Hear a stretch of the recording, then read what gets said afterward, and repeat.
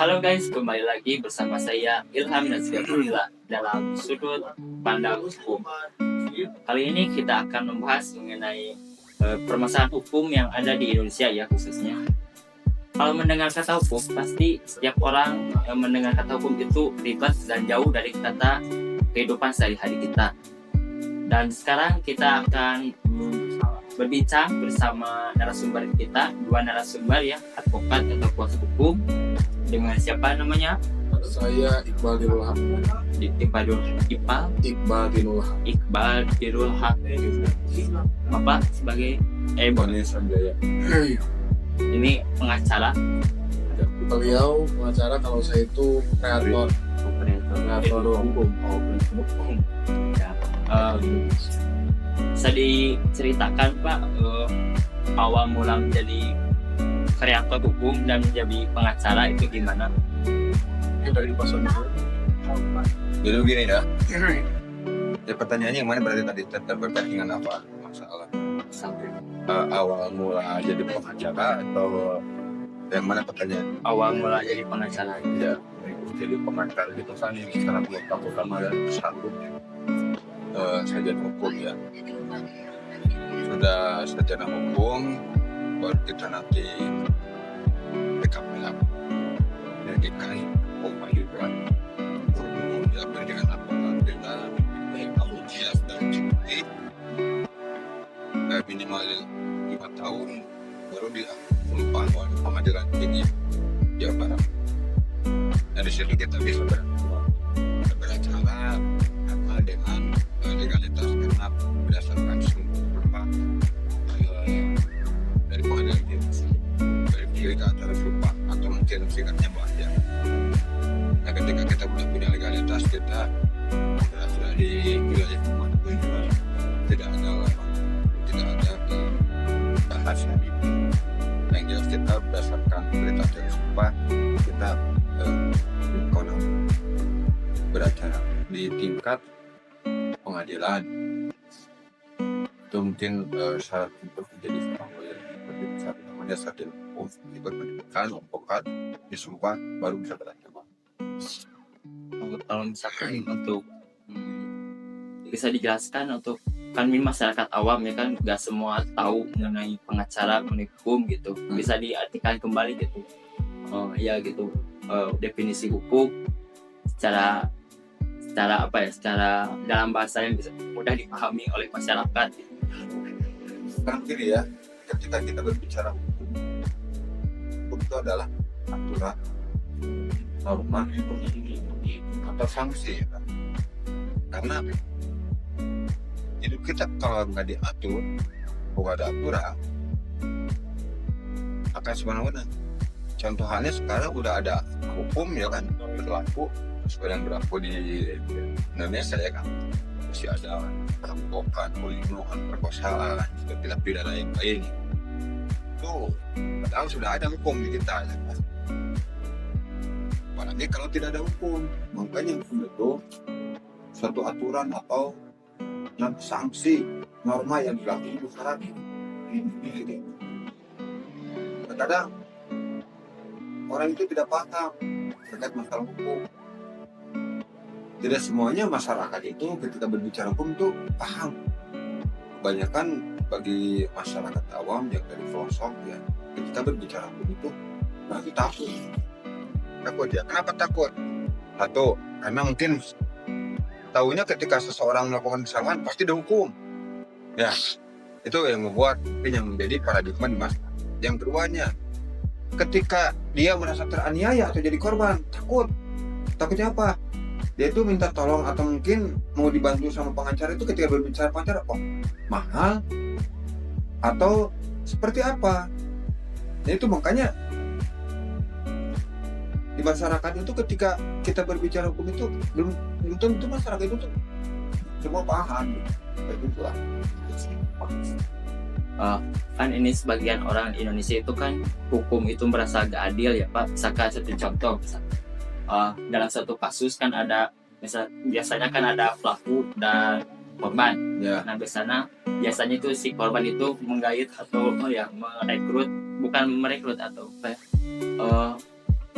membawa pengacara sendiri, lalu si pelakunya juga sama membawa pengacara sendiri. Nah itu kan otomatis pengacara yang si pelaku ini membela yang salah kan, itu ada apa kasusnya itu. Nah, ini ya. Di sini harus dipahami itu ya. Ketika berbicara itu bukan milik orang-orang kebohongan. Tadi seperti yang saudara tanyakan, ketika ada salah satu korban yang merasa dirugikan, itu dia melaporkan didampingi oleh lawyer atau pengacara. Tetapi si pelaku juga didampingi juga ketika proses dari mulai penyidikan sampai tingkat kejaksaan dan pengadilan, didampingi juga oleh pengacara. Nah, timbullah paradigma di masyarakat. Orang itu udah jelas melakukan suatu kesalahan, tapi kenapa mesti dibela? Kenapa? Di sini ada aturan undang-undang, ya. Berdasarkan undang-undang, apalagi KUHP sekarang ya kan, memang bukan KUHP sekarang juga. Ya. Bila seseorang tindak pelaku kejahatan,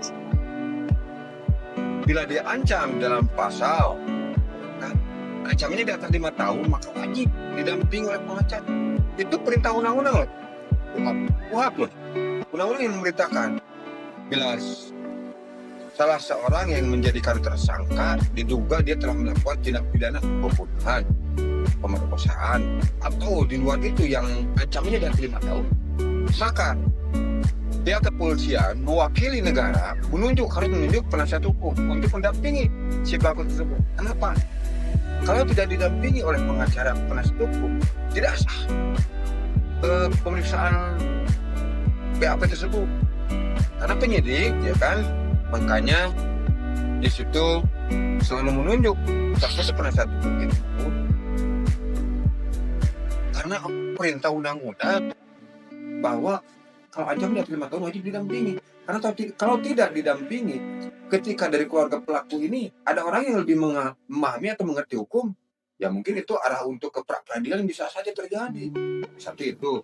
Yang keduanya, kalau tidak didampingi pengacara, tadi yang saya sampaikan, tidak sahnya itu pemeriksaan itu tidak sah. Ketika dilakukan penyidikan itu tidak sah. Karena disitulah fungsi lawyer atau pengacara itu untuk meluruskan terkait salah seseorang ketika dia melakukan tindak pidana, diduga telah melakukan tindak pidana itu. Jadi dikhawatirkan ada salah satu pasal yang tidak sesuai yang diterapkan oleh penyidik. Itulah itu ya. Makanya di sini nih supaya masyarakat itu lebih awam biar paham. Karena tadi pertanyaan betul. Makanya kita sama rekan tim ya, kita akan melakukan penyuluhan hukum ke daerah-daerah biar paham ya kan terkait masalah bahwa apa sih hukum yang sebenarnya ya kan. Terus fungsinya lawyer atau pengacara itu apa? Kalau tidak ada hukum di kita seperti apa? Ada hukum aja sekarang ini yang harus perlu kita sosialisasikan di masyarakat. Ya seperti itulah. Itu. Jadi tambahkan mungkin sedikit bahwa karena kita itu mengenal asas equality before the law. Ya. Jadi semua orang itu sama di mata hukum. Jadi yang dibela oleh pengacara, oleh lawyer itu sebetulnya bukan yang benar atau yang salah. Jadi yang dibela itu bukan benar atau salahnya, karena yang menentukan benar atau salah itu adalah pengadilan, hakim. Pengadilan. Jadi yang dibela itu apa? Bukan si orang yang salah atau yang benar secara masyarakat melihat, tapi hak-hak hukum manusia, hak-hak hukum kliennya, baik itu tersangka ataupun terlapor, itu memiliki hak-hak hukum. Dan barangkali pengacara saat itu tuh sedang membela hak-hak hukum dia sebagai manusia, sebagai masyarakat, agar diperlakukan sama di hadapan hukum komunitas. Jadi betul ya.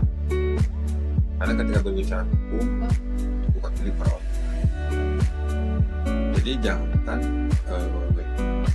sudah menjadi tersangka, sudah terpidana juga, dia mempunyai hak makan, hak minum, beribadah, tak penting. Mana orang tahu kalau di tempat rutan tersebut dipisahkan atau mungkin dibebaskan untuk para orang, hanya satu yang terampas, kebebasan. Tidak seperti yang kita ini, hanya satu yang terampas, itu kebebasan. Selain itu dia punya hak yang sama. Hak untuk hidup, ya kan? Hak yang merokok. Kenapa? Disinilah makanya negara itu ketika ada tim pelaku kejahatan, negara itu mengeluarkan besar sangat besar dari mulai penyelidikan dengan manusia, lalu dilimpahkan kejaksaan persidangan, dari persidangan baru dilimpah ke lapas. Kan negara yang nanggung. Kalau anjingnya di atas itu 5 tahun, negara yang nanggung. Dari perkara aja itu berapa dari mulai tingkat kepolisian aja satu perkara. Taruh kalau sampai dia diponis 500 tahun sekali, dia sehari itu berapa kali makan. Nah, yang tadi pertanyaan tadi, kenapa orang udah tahu melakukan kejahatan masih dibela? Karena perintah undang-undang. Ya, itu kiranya. Jadi punya hak gitu ya Pak, Punya hak yang sama. pelakunya juga. Ya, punya. Kalau misalkan Bapak pernah nggak atau Kakak juga menangani kasus kayak kasus korupsi ya gitu di Garut atau di luar Garut gitu. Kalau untuk korupsi, ada pun juga ya pernah ada salah satu oknum kepala desa di Kabupaten Garut, tapi tidak perlu saya sampaikan lokasi itu. Ada dugaan dia telah menggelapkan dana desa, yang mana kerugian negara itu mencapai 750 juta. Bapak pernah mendampingi cuma ini sebatas tingkat penyidikan, tapi untuk tingkat proses persidangannya tidak mendampingi karena ada salah satu pertimbangan kepala dari yang lain. Cuma yang tahu Bapak pada tersebut entah dia terlilit sama utang karena tindak atau seperti apa tidak tahu, sehingga dia bisa melakukan hak dan bukti bisa melakukan video di data sehingga timbullah kerugian negara 700 juta. Salah satu kepala desa di Kabupaten Garut sampai tidak diurus. Pak Desa itu Ya, kepala desa. Terus untuk masalah yang lainnya publik jabatan mereka sih belum terlalu ini. Yang berdasarkan itu kepada 1-2 itu kalau publik sampai 7 miliar itu enggak sudah jabatan salah satu pegawai baru berangkat juga melakukan waktu di bulan. misalkan sekarang Kakak sebagai kreator hukum, berarti masih satu tim sama Bapak Ya. gitu, yang bisa diserahin gimana itu proses kerjanya tuh gimana gitu. Awal mulanya seperti ini ya, karena muncul stigma di masyarakat sulitnya mengakses terhadap hukum. Bahwa seperti tadi masyarakat menilai ada paradigma hukum itu mahal, yang salah kok kenapa dibela. Nah, maksud kami membuat suatu channel di mana itu memberikan edukasi hukum pada publik agar stigma itu tuh tidak lagi ada di masyarakat. Bahwa hukum itu sebetulnya simpel, bahwa hukum itu sebetulnya murah ketika kita memang berani, ketika masyarakat mengerti bahwa sebetulnya ada 2 hal yang sering terjadi di masyarakat ketika masyarakat itu buta hukum. Biasanya di pelosok-pelosok ya, buta hukum. 2 hal yang bakal mereka hadapi ketika mereka buta hukum. Pertama, mereka dibodoh-bodohi oleh oknum yang tidak bertanggung jawab. Wah, kamu bisa kena pasal ini, bayar ini. Ketika dia buta hukum. Yang kedua, dia melakukan suatu perbuatan yang dia sendiri pun nggak tahu perbuatan itu ternyata melawan hukum. Bahwa banyak ternyata yang melakukan tindak pidana itu bukan karena niat dia untuk melakukan tindak pidana, karena ketidaktahuan dia aja.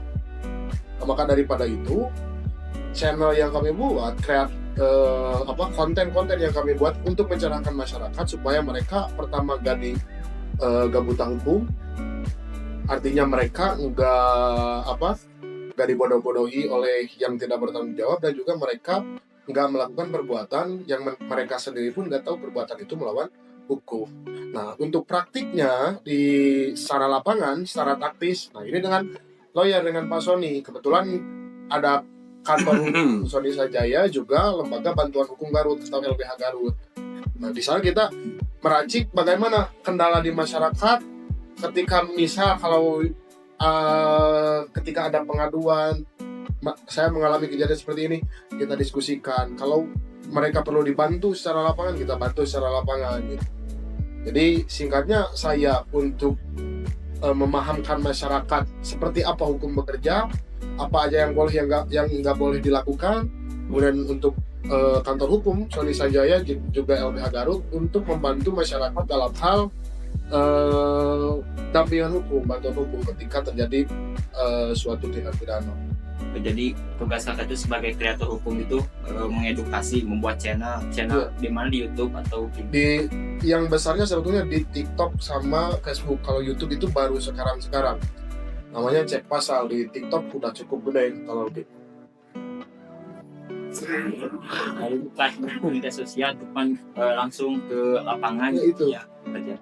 Intinya kita nggak mau omon-omon, tapi harus juga didampingi langsung sama kerja taktis supaya masyarakat bisa terbantu. Pak, selanjutnya kalau misalkan ada masyarakat, ya kan masyarakat belum tahu semua gitu masalah hukum. Kalau misalkan mau perlu bantuan kepada Bapak sebagai lawyer itu gimana, dan masyarakat tersebut tuh memiliki keterbatasan finansial gitu. Oh, jadi begini ya, untuk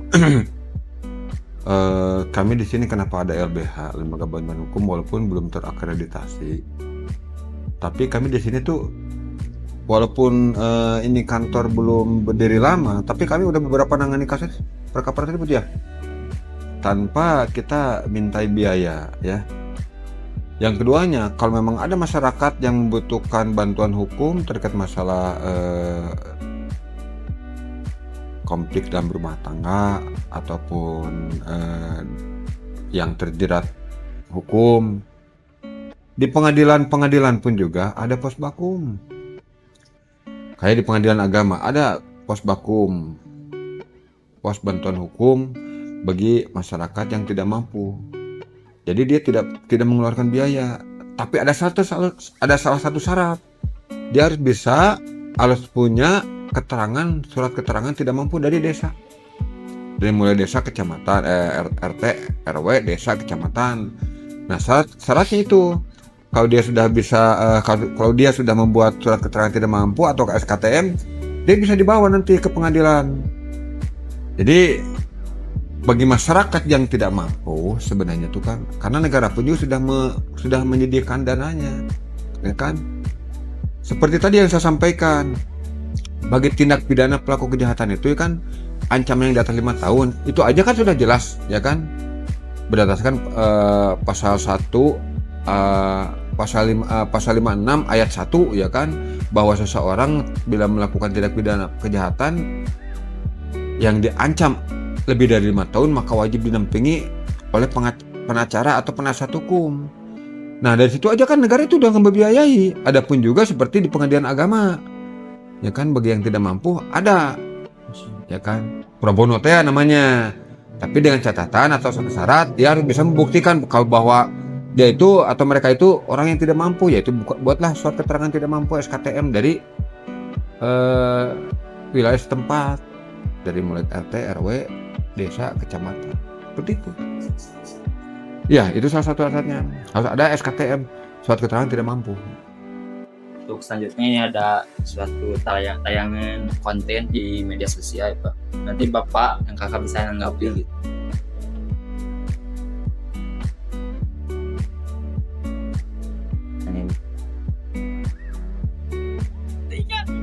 Makan nih, tinggal nih banjir nih. Gue bangun tidur, air udah di karpet, makan nih.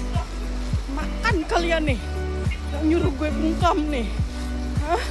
Buktinya nih banjir.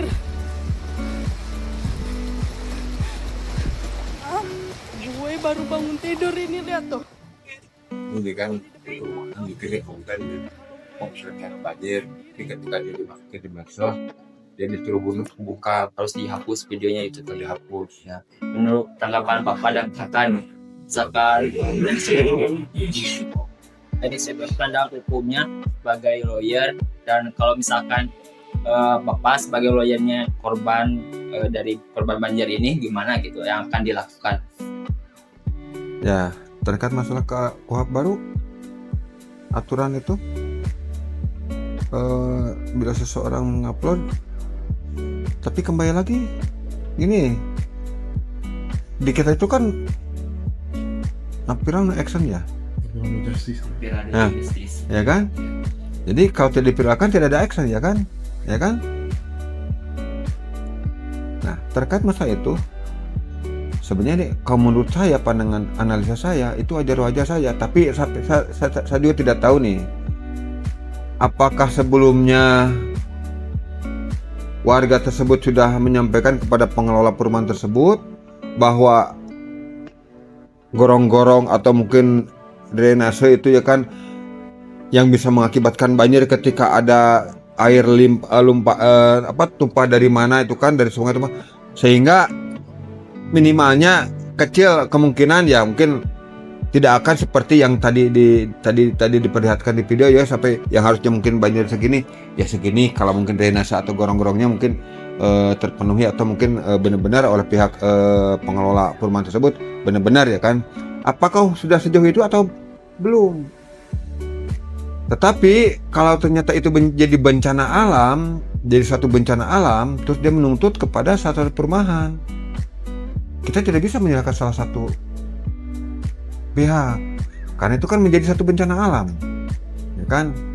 Terkecuali ini perumahan, ya kan. Di sini sampingnya ada sungai. Sebelumnya warga udah mengingatkan kepada pengelola tersebut, ini tolong bentengnya itu dikasih tinggi, dikhawatirkan nanti ketika ada hujan lebat terus airnya mungkin bisa meluap, bisa ke sini.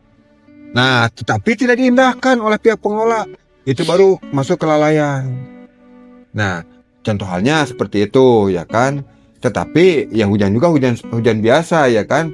Tapi kalau dilihat tadi itu kan kita maksudnya kepada faktor alam ya, kita musibah itu kan, lingkungan lah gitu kan. Apakah efek dari pembabadan hutan sebelumnya atau seperti yang udah terjadi di Aceh dan di Sumatera Barat seperti itu. Sekarang mau nyalahkan siapa? Memang itu ulah manusia juga. Nah, sampai sekarang juga udah gitu baru diproses. Ya kan, itu hukum di kita. Sampai ada salah satu entah netizen atau seperti apa, dia menyatakan bahwa itu adalah kayu yang sudah mati. Masa kayu sudah mati ada nomor urut sampai 600 sekian? Berarti kan kalau nggak ditebang kan, terus kalau nggak ditulis angka nomor itu kan tidak akan mungkin kalau kayu tersebut tumbang sendiri. Contoh seperti itulah. Jadi menurut saya yang tadi ditayangkan tadi itu kembali deh kepada ini kan musibah alam sih, tidak perlu disalahkan juga, tetapi mungkin ya supaya menjadi evaluasi juga buat pengelola tersebut, apakah sebelumnya dia mau mendirikan perumahan tersebut, apakah ini tanah datar, tanah tinggi, atau mungkin tadinya bekas semacam sawah, atau ini aturan tuh buat penghijauan sehingga dibuat perumahan. Kita harus lihat dari perizinannya seperti itu. Itu kiranya seperti itu. Kalau terkait yang itu disuruh bungkam, sebetulnya masyarakat sah-sah saja mau mengupload suatu kejadian atau apapun ke media sosial selama itu tidak melanggar hukum. Nah, kalau seperti yang tadi, masyarakat kan itu sah-sah saja, hukum untuk mengupload itu nggak perlu dibungkam dan nggak perlu takut karena mereka berhak dan dilindungi oleh undang-undang atas hak itu. Walaupun mungkin seperti yang tadi Pak Sony bilang bahwa ketika di suatu kejadian misalkan bencana alam, ini kan masalahnya karena alam, tapi ada faktor penyebab kelalaian manusia. Nah, itu. Apakah itu bisa menjadi suatu tindak pidana ketika diketahui ada kelalaian ataupun kesengajaan manusia? Kalau istilah hukumnya itu dolus sama culpa. Ya. Tentu saja bisa dan nanti bisa diproses sejauh mana pertanggungjawaban pidananya itu. Namun yang perlu kita soroti terkait tadi, ketika ada sesuatu kejadian masyarakat mengupload, itu sebetulnya gak perlu dibungkam selama itu tidak fitnah ataupun pencemaran nama baik, karena kalau yang diuploadnya itu fitnah atau pencemaran nama baik bisa balik lagi ke yang menguploadnya. atas dugaan fitnah dan pencemaran nama baik. Seperti itu. Sejauh mana bobot video tersebut, mengarahnya kemana? Nah di situ kita menganalisa ini ngarahnya kemana nih video tersebut ketika dia diviralkan. Tapi kalau ini menyangkutkan semua, jadi anggap aja dia mewakili semua warga. Tidak akan mungkin kan kalau semua warga mengupload langsung, ya kan, memvideo langsung mengupload. Anggap saja itu mewakili semua warga, keluhan warga. Karena dalam keadaan seperti itu semua orang panik kan, ya kan. Jadi intinya wajar kalau menurut saya supaya ada perhatian juga dari pemerintah daerah maupun pemerintah pusat. Apakah ini ada kelalaian dari pihak pengelola perumahan tersebut atau memang faktor bencana alam atau seperti apa? Sehingga di situ nanti adalah tingkat penyelidikan.